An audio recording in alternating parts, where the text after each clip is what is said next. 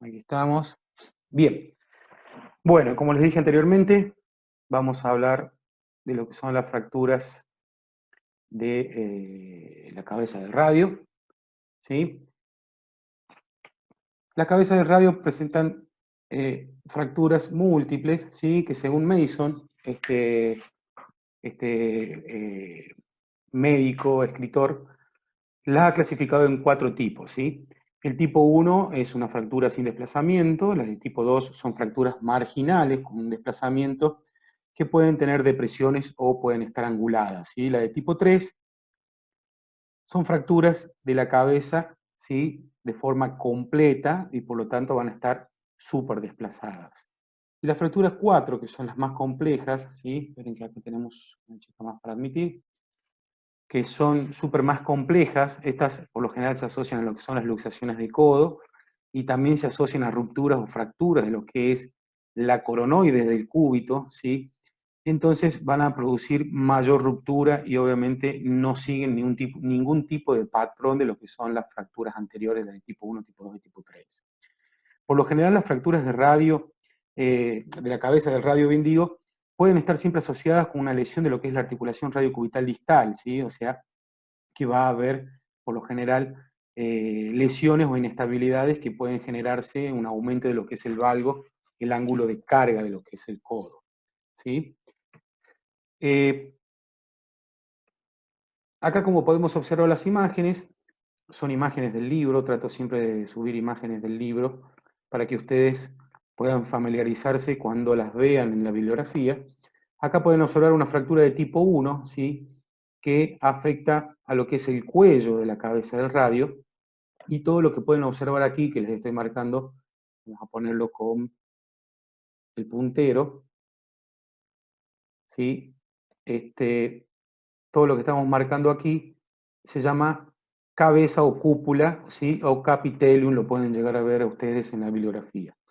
Y en este caso, en la fractura, ¿sí? También una fractura de lo que es el tipo 2, con una ruptura, ¿sí? De forma oblicua de lo que es la cabeza del radio, ¿sí? Y estas por lo general son tratadas siempre con cirugías y con reducción y fijación interna. Bien. Acá observamos una fractura de tipo 3, como lo dice la imagen. Pueden observar la agenesia de lo que es la cabeza del radio. ¿Qué quiere decir agenesia? Que la cabeza directamente se ha desplazado de forma completa, y pueden observarla aquí donde les estoy marcando yo con el puntero, cómo se observa en la radiografía totalmente desplazada. Obviamente que aquí hay estructuras que siguen manteniendo la alineación de lo que es el radio, que son las membranas interóseas y ligamentos cubitales, por ejemplo, colaterales, colateral medial, bien digo, no cubital, ¿sí?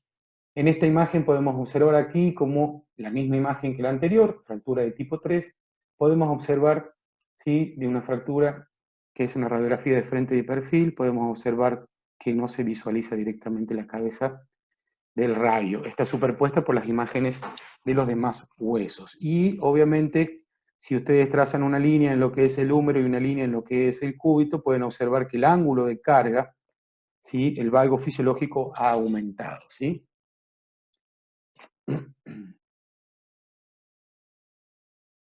Bien, en este caso, fractura de la cabeza del radio también de tipo 3, otra parecida a la anterior, ¿sí? Se puede observar que aquí se ha fracturado, se ha decapitado, digamos, la cabeza de lo que es el radio, y aquí donde le he marcado con la flechita, se puede observar la radiografía de la cabeza del radio. En este caso, hay una fractura, luxación de lo que es el codo, una fractura, luxación posterior, el cúbito. Si pueden observar, esto es lo que es la paleta humeral. Pueden observar la apófisis coronoide, que gracias a Dios ahí en ese caso está intacta. Y acá pueden observar la cavidad sigmoidea de lo que es el cúbito. Y acá podemos observar la cabeza del radio fracturada y rotada, ¿sí? Acá se observa que está marcado el capitellum, que es donde se va a articular el húmero, ¿sí? Ahí estoy teniendo problemas, denme un segundito, con Judith Colina, que varias veces se está conectando y se sale. Debe tener el internet bastante inestable, quizás. Eh, Ahí se está conectando, bueno, seguimos. Entonces esta es la fractura de tipo 4, es la más peligrosa. ¿Por qué? Porque aquí se hace una triada, que es la fractura de lo que es la cabeza del radio, se suele asociar a fracturas de la apófisis coronoides y con lesión de lo que es el ligamento colateral medial, que son los estabilizadores del codo. Eh, es la más difícil de rehabilitar, por supuesto, y lleva mucho tiempo la reconstrucción quirúrgica y por ende va a tener una rehabilitación más prolongada. Bien, pasamos a la siguiente. Acá podemos observar lo que veíamos recién en la imagen de la luxación del codo, la cabeza del radio totalmente desplazada y fuera de su lugar, ¿sí? Y obviamente el codo totalmente luxado. Es una fractura de tipo 4. Bien, yo les voy a mostrar aquí una aplicación que es muy buena. No sé si la están visualizando bien. A ver, me avisan si no la están visualizando bien. Podemos observar lo que es, a ver si me permite que la pueda mover. Un segundo, aquí está. Como pueden observar, yo voy a tratar de moverlo un poquito. Lo voy a hacer de forma despacio porque por ahí cuando tengo que compartir la pantalla no se ve bien. Acá estamos observando el movimiento de lo que es el codo, ¿sí? Espera un poquito, ahí está un poquito lento.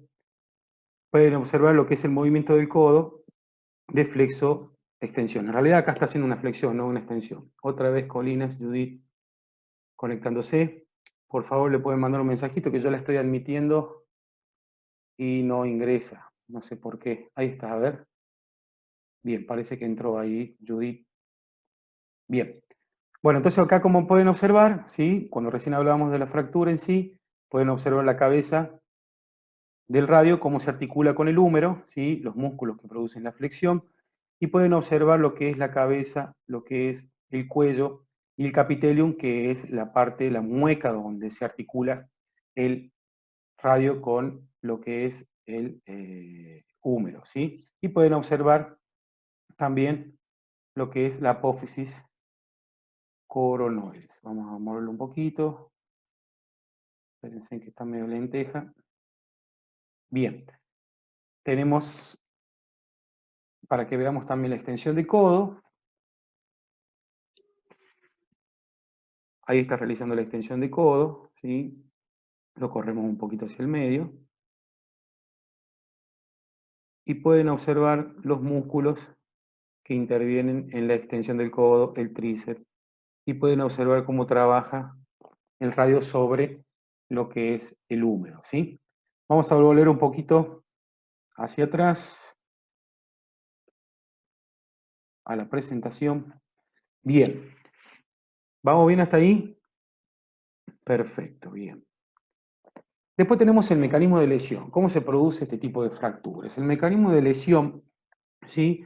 Son fracturas que por lo general impactan sobre lo que es el capitelio, sobre la cabeza del radio, por una fuerza en valgo. ¿Qué quiere decir esto? Cualquier persona que se caiga con el brazo extendido, ¿sí? Va a generar una carga axial sobre el brazo, ya sea en pronación, y una parcial flexión o extensión de lo que es el brazo va a generar un impacto directo sobre la cabeza del radio. Como el radio es mucho más pequeño que el húmero lo tiende a fracturar al radio y por lo tanto no va a soportar esa carga axial.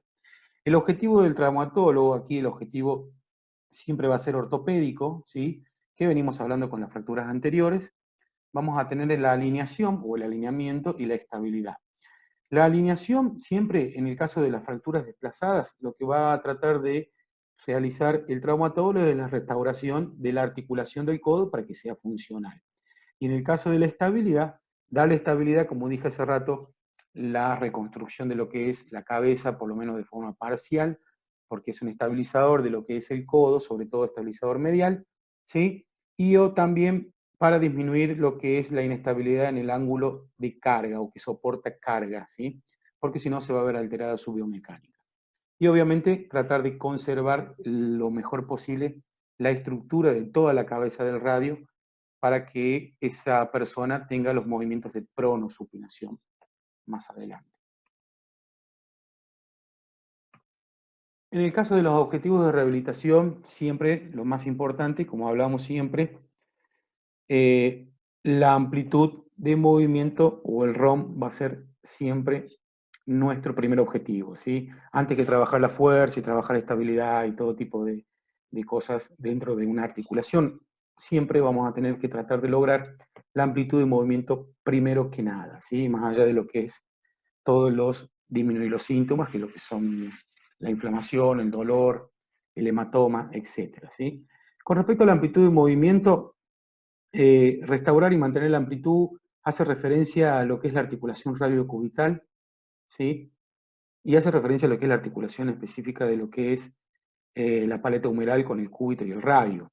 Aquí se produce un movimiento de pronosupinación que es sumamente importante y tenemos en este cuadrito diagramado lo que son los grados normales, ¿sí?, de la amplitud de movimiento del codo. Habla de una flexión de 140 a 160, una extensión de 0 en la mayoría de los hombres y menos 5 en las mujeres, la supinación entre 80 y 90 y la pronación entre 70 y 80.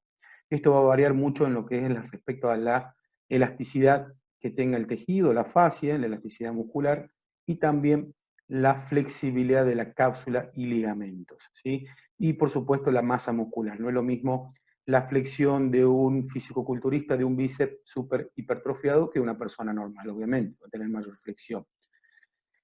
¿Qué es lo más importante funcionalmente? Lograr, ¿sí?, lo que son los grados funcionales. La flexión 130 dentro de todo es bastante funcional. En el caso de la extensión se acepta una pérdida de 30, ¿sí?, de 30 grados, que en realidad, ¿por qué se acepta esa pérdida? Porque se dice que esos grados son suficientes para que la persona pueda realizar las actividades de la vida diaria, ¿sí? En el caso de la pronosupinación se acepta funcionalmente entre 50 grados y 60 grados, y obviamente mientras se pueda recuperar el máximo mejor, pero para que el paciente pueda utilizar, por ejemplo, como decíamos la otra vez, abrir un picaporte, utilizar la llave para abrir la puerta, etcétera, ¿sí?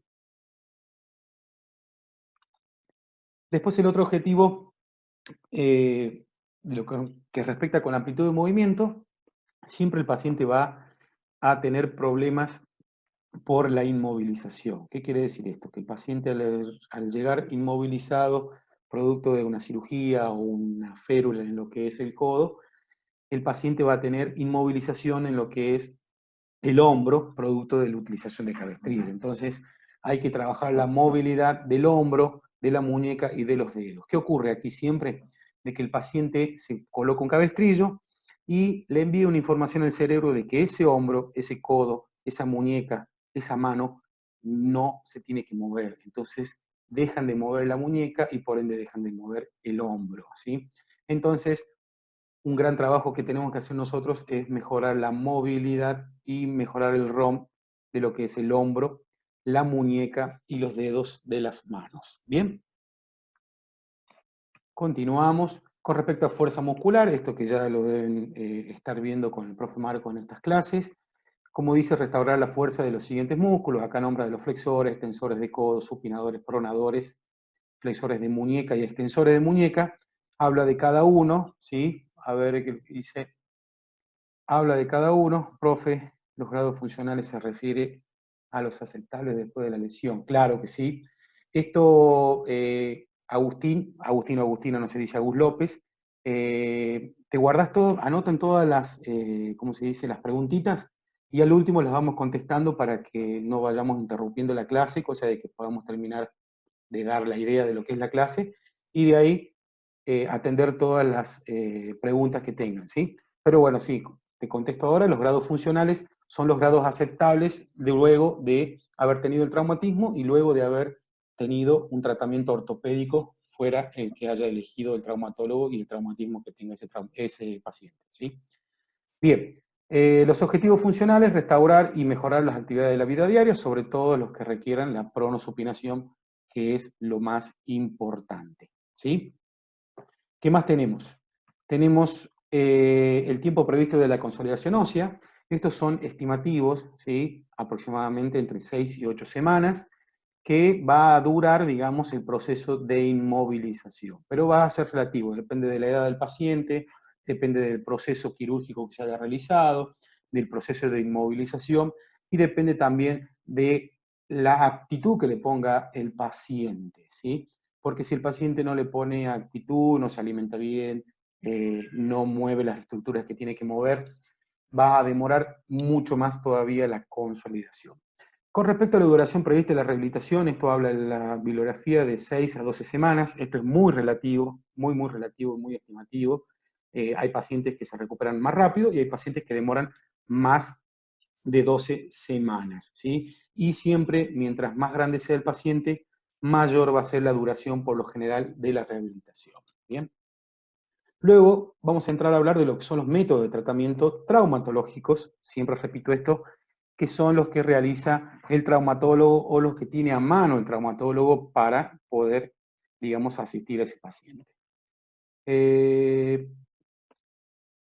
El método de tratamiento, el primero que se utiliza es en aquellas fracturas que no son desplazadas. ¿Se acuerdan que hablábamos de las fracturas? Según Mason, las fracturas de tipo 1 que no eran desplazadas. Podían ser impactadas, pero no desplazadas y eran las fracturas que iban a tener un buen pronóstico, obviamente. Este tipo de método, que es la aspiración, movilización precoz y cabestrillo, hace referencia a la aspiración, quiere decir que el traumatólogo va a introducir una jeringa, ¿sí?, para aspirar todo lo que es el hematoma y todo lo que es la inflamación o el proceso inflamatorio, y a su vez va a colocarle un cabestrillo y va a movilizar a ver si el fragmento se desplaza o no. Es un sistema de distribución de cargas, ¿por qué? Porque utiliza un cabestrillo, ¿sí?, la biomecánica, y la forma de consolidación ósea va a ser secundaria, con formación de callo óseo, ¿sí? Y por lo tanto se va a utilizar entonces, como dijimos, en las fracturas no desplazadas. La infiltración de la articulación, ¿sí?, se coloca por lo general un anestésico local en donde se hace la aspiración, y eso va a permitir la evaluación menos dolorosa de lo que es la cabeza del radio, ¿sí?, y para poder valorar los fragmentos que hayan bloqueado la movilidad de esa articulación. Luego se va a aplicar una inmovilización, que como dije recién es un cabestrillo de una férula, que va a durar aproximadamente entre 5 a 7 días, y luego sí se va a volver a evaluar de nuevo al paciente si necesita o no algún tipo de cirugía. Y hace un control radiológico, por supuesto, ¿sí? Bien, continuamos. Luego tenemos otro método que es la extirpación de los fragmentos fracturados o específicamente de completo de lo que es la cabeza del radio. Aquí cuando ya hay un impacto de mayor energía que han producido la lesión de la cabeza total de lo que es ¿cómo se dice? De lo que es la cabeza del radio, ¿sí? Se va a realizar una extirpación total de la cabeza, que, bueno, estos estudios recientes hacen referencia a que no corresponde, más si es un paciente joven y es atleta, tratar de conservar lo que es la cabeza del radio, ¿sí? ¿Qué es lo que se va a hacer? Se va a extirpar o se va a sacar el pedacito de fractura, ¿sí? Y el cabestrillo se lo va a colocar para que haya un proceso de curación con callo óseo. Los estudios recientes, como dice aquí las indicaciones, es la reparación de la superficie articular para mantener la estabilidad, porque es un potente estabilizador lo que es la cabeza del radio, y en el caso de las fracturas conminutas que no son reparables, requieren de la extirpación. Si se aprecia después una inestabilidad secundaria, lo que es la pérdida ósea y el daño de los ligamentos, ¿sí?, se necesita de una colocación de un espaciador protésico. En ese caso, los espaciadores protésicos pueden ser de silicona y en el caso de que sea un mayulto mayor, suelen ser espaciadores protésicos de titanio o también, depende de la edad del paciente y las actividades que realice en la vida diaria, se lo deja directamente sin espaciador. Luego tenemos aquí, observamos una fractura conminuta, estas son por lo general las de tipo 3, ¿sí?, que el traumatólogo considera que es imposible la reconstrucción, entonces comienza el procedimiento de extirpación de todos los fragmentos de la cabeza del radio. Y como pueden observar en el dibujito de aquí del costado, ¿sí?, esto simula ser un espaciador, se colocaría en esta zona para ocupar el espacio de la cabeza, y la mayoría de las veces suelen ser de silicona. Bien, acá dice que el codo después de una extirpación de la cabeza del radio. Este tratamiento sirve para las fracturas de la cabeza del radio con conminución, con o sin luxación asociada a lo que es el codo. Bien. Después tenemos la tradicional reducción abierta y fijación interna, que es un sistema de distribución de cargas. ¿Por qué? Porque se van a utilizar tornillos de fijación, ¿sí? Son mini tornillos, que ya lo vamos a ver, o algunas mini placas en T para reconstruir la cabeza de lo que es el radio. Es un sistema de distribución de cargas, ¿sí? La consolidación dice que trata de ser primaria siempre y cuando haya una buena fijación. Ahora, si no hay una buena fijación, por más que se hayan utilizado elementos para producir esa consolidación, se hace una consolidación secundaria, que no sería lo ideal porque no necesitamos que se arme un callo óseo, ¿sí? ¿Cuándo va a estar indicado? A partir de las fracturas de tipo 2. Las fracturas de tipo 2, recuerden que siempre van a estar desplazadas, eran las fracturas marginales, que decía Mason, y estaban mayormente desplazadas más de 2 milímetros o 3 milímetros. La cabeza del radio, como les dije al principio, se reconstruye con esos tornillos pequeños, que ya la vamos a ver, y en algunos casos se suele utilizar las agujas de Kirchner. Las fracturas desplazadas con angulación pueden ser reparadas y conservar la cabeza del radio, ya que es un estabilizador lateral del codo y hay que tratar de conservar la estabilidad, sobre todo si el paciente es joven. Bien, vamos a observar una imagen. Acá podemos observar una fractura, ¿sí?, de la cabeza del radio y reparada con dos tornillitos, lo que es el capitelium, para darle estabilidad. Aquí es la arteria braquial, la que pasa cerca, que después se puede ver lesionada, que ya la vamos a ver más adelante, en las consideraciones especiales de la fractura. Volvemos de nuevo a mostrar la imagen que estábamos viendo aquí, y podemos observar, ¿sí?, la cabeza del radio en la pronosupinación. Ya vamos a mostrarles. Tenemos por acá pronación del antebrazo, ¿sí? Y pueden observar cómo se realiza la pronación, ¿sí?, con el músculo, como dice aquí, pronador redondo, la función que cumple en la pronosupinación, el cabalgamiento que se produce del radio sobre el cúbito. Aquí tenemos la membrana interósea, ¿sí?, y aquí tenemos lo que es el pronador cuadrado en el extremo distal, en la articulación radiocubital distal, ¿sí? Entonces, miren la importancia de la cabeza del radio en la pronación. Y acá vamos a observar en la supinación también cómo trabaja para volver a su lugar, ¿sí? Como pueden observar, acá tenemos el supinador del antebrazo, tenemos el músculo braquial radial y el bíceps, ¿sí?, que son los que van a producir la supinación. Como pueden observar ahí en esa imagen, a ver si se ve mejor, la rotación, ¿sí?, de lo que es la cabeza del radio y la estabilidad que da en la pronosupinación. Imagínense este pequeño movimiento que estamos observando acá, imagínense en que se empieza a limitar y el paciente está 45 días inmovilizado. Todas las estructuras que tenemos aquí, que yo si quieren se las puedo mostrar, todas las estructuras que tenemos aquí, a ver, un segundo.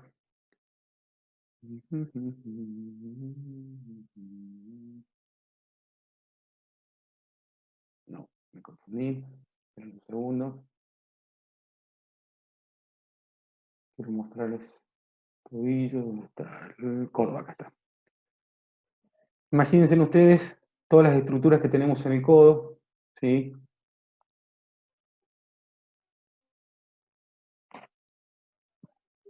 Denme un segundo, que cuesta darlo vuelta. Está bastante lento. Bajo un poquito. Bien. Entonces pueden observar todas las estructuras que tenemos aquí. Acá tenemos la poneurosis bicipital. Vamos sacándola. Vamos sacando lo que es el braquial para que vayan viendo la articulación. Sacamos el braquial radial, pronador redondo, bíceps, ¿sí? ¿Y qué vamos a observar aquí? Ligamento anular del radio, ligamento colateral cubital, estabilizadores, la cápsula articular que la vamos a ocultar.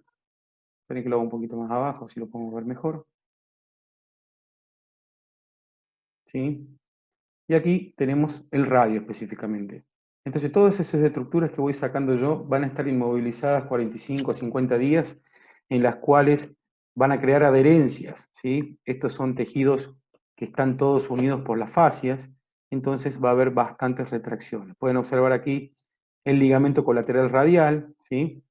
Ese ligamento colateral radial es bastante estabilizador en la zona media. Imagínense ustedes si extirpamos la cabeza del radio, todas estas estructuras se van a ver súper inestables. ¿Bien? Entonces es sumamente importante el criterio del traumatólogo de tratar de reconsiderar la reestructuración de la cabeza del radio. ¿Bien? Volvemos de nuevo a la presentación. Consideraciones especiales de la fractura. Aquí las consideraciones especiales de la fractura hacen referencia siempre primero y principal lo que es la edad del paciente. Si el paciente es muy joven, y sobre todo si son atletas, ¿sí? Se debe intentar por todos los medios, ¿sí? La reconstrucción de lo que es la fractura mediante una reducción abierta y fijación interna para prevenir las inestabilidades del codo. Tratar de mejorar lo que es la congruencia articular y obviamente el ángulo de carga.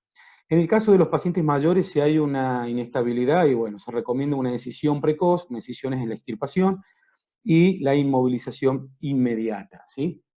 En el caso de las fracturas conminutas, estas por lo general están asociadas a una alteración en un retraso en la consolidación ósea y son de peor pronóstico postraumático. ¿Qué quiere decir? Que puede haber una pseudoartrosis o consolidación heterotópicas, ¿sí? Que eso van a generar un desgaste, o mejor dicho, erupciones en lo que es la articulación o en lo que es el foco de fractura, y eso va a producir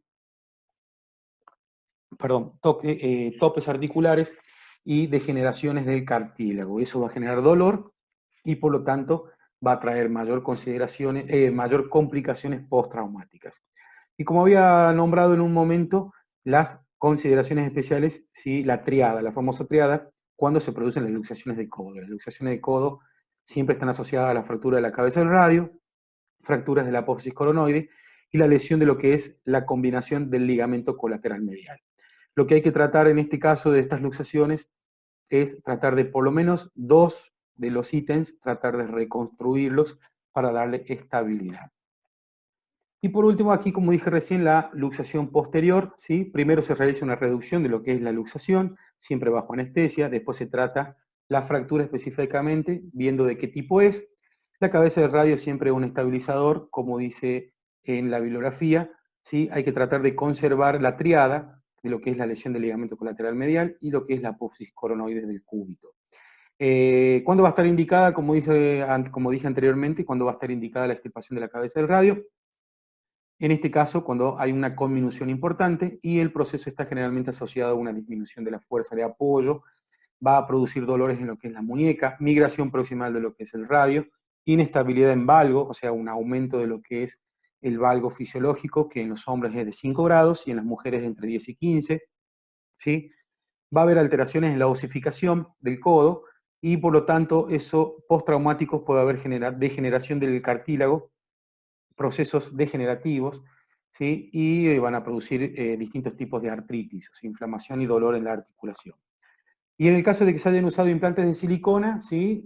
Si el paciente no lo tolera y lo puede rechazar al espaciador, generan sinovitis, o sea, inflamaciones de la sinovial, ¿sí?